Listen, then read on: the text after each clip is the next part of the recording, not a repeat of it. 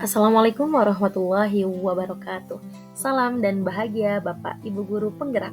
Saya Lila Mutia, calon guru penggerak Angkatan 9 dari SD Muhammadiyah 2 Kabupaten Garut, Provinsi Jawa Barat, akan memaparkan kesimpulan dan refleksi pemikiran Ki Hajar Dewantara pada modul 1.1 koneksi antar materi. Saya akan merefleksikan diri saya melalui 3 pertanyaan berikut ini. Yang pertama, apa yang Anda percaya tentang murid dan pembelajaran di kelas sebelum Anda mempelajari modul 1.1? Yang kedua, apa yang berubah dari pemikiran atau perilaku Anda setelah mempelajari modul 1.1? Dan yang ketiga, apa yang dapat segera Anda terapkan lebih baik agar kelas Anda mencerminkan pemikiran Ki Hajar Dewantara? Apa yang saya percaya tentang murid dan pembelajaran kelas sebelum saya mempelajari modul 1.1? Sebelum mempelajari modul 1.1 tentang pemikiran Ki Hajar Dewantara, pembelajaran yang saya lakukan, yang pertama, guru menjadi pusat pembelajaran. Dan yang kedua, saya menganggap ketuntasan dalam penyampaian materi lebih penting daripada memahami karakteristik murid. Dan yang ketiga, biasanya saya hanya melihat nilai murid hanya dari aspek kognitif saja.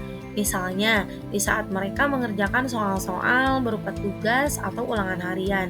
Sehingga saya sering merasa gagal atau mengeluh jika banyak murid yang tidak tuntas setelah melakukan evaluasi.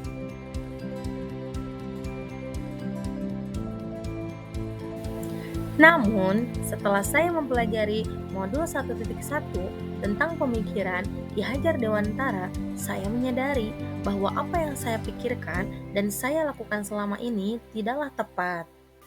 Setelah mempelajari modul 1.1, saya menyadari seharusnya saya melakukan proses pembelajaran secara menyeluruh, tidak hanya dalam aspek kognitif saja, namun aspek afektif, psikomotor, spiritual, sosial, dan budaya. Guru harus ikhlas, penuh kesabaran dengan segala ketulusan hati, agar terwujud pembelajaran yang menyenangkan dan berpusat pada murid. Selain itu, saya harus mempelajari karakteristik murid, karena setiap anak dilahirkan unik dengan kelebihan dan kekurangannya masing-masing. Saya harus menghargai setiap karakter murid dan memberikan kesempatan murid untuk tumbuh sesuai kodratnya.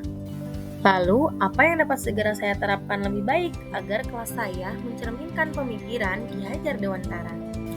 Yang dapat segera saya terapkan dalam pembelajaran di kelas antara lain, saya merancang pembelajaran yang interaktif dan menyenangkan dengan melibatkan murid. Berikutnya, saya akan menerapkan pembelajaran abad 21 yang sesuai dengan pemikiran Ki Hajar Dewantara, yaitu berpikir kritis, kreatif, komunikasi, dan kolaborasi.